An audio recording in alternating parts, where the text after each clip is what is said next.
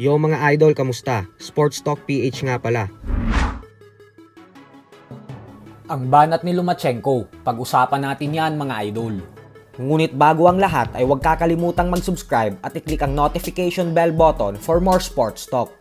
So matapos nga pong ibunyag ng batikang top rank promoter Bob Arum na halos kasado na ang bigating unification fight sa pagitan ng kanyang alaga na si current IBF Lightweight World Champion Vasily Lomachenko at ng current undefeated WBA Lightweight World Champion Gervonta Tank Davis na posibleng ganapin sa buwan ng November ngayong taon, ay tila agad nga pong bumanat si Lomachenko at ininsulto nito si Davis.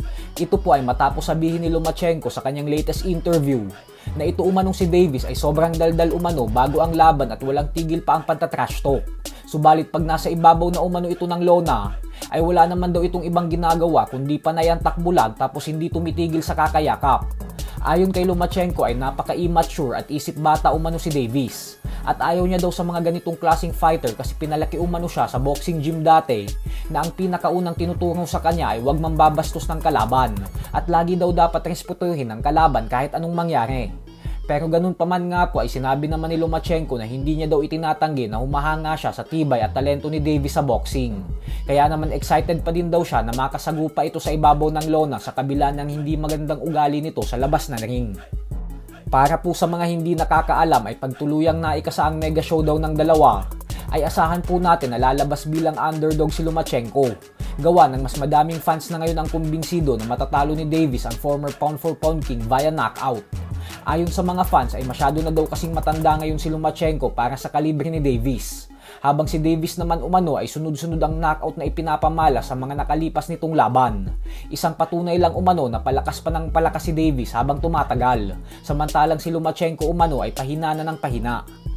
Sa kabilang banda naman mga idol ay matapos nga pong magbanta ng ating pambato na si World Title Challenger Vincent Astrolabio na ina-knockout niya umano ang current undefeated WBC Bantamweight World Champion Junto Nakatani sa gabi ng kanilang bakbakan ngayong darating na Sabado, ay ibinunyag din nga po ni Astrolabio na kaya siya mas kumpiyansa na masisilat niya talaga si Nakatani sa mismong baluarte nito sa Japan ay dahil may ibinigay umano sa kanyang payo ang ating pambansang kamauman ni Pacquiao.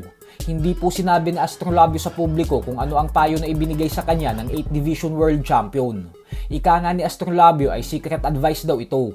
Kaya naman abangan po natin ang laban niya sa Sabado upang makita natin kung ano itong itinurong estilo at teknik ni Pacquiao na siyang posibleng magbigay ng kampyonato para kay Astrolabio. Pero sa kabila nga po ng lahat ng ito, ay asahan din po natin na lalabas bilang heavy underdog ang ating kababayan. Gawa ng kasama ngayon sa current top 10 pound for pound ranking si Nakatani ng The Ring Magazine. Bukod dyan ay 3 Division World Champion na din ito. Kaya naman napakabigat na hamon po talaga ito para kay Astrolabio. Pero syempre hindi na po bago para kay Astrolabio ang lumaban bilang isang heavy underdog. Dahil nangyari na ito dati ng labanan at masilat niya ang Cuban legend na si former world champion Guillermo Rigondeaux. So hanggang dito na lang po muna tayo mga idol.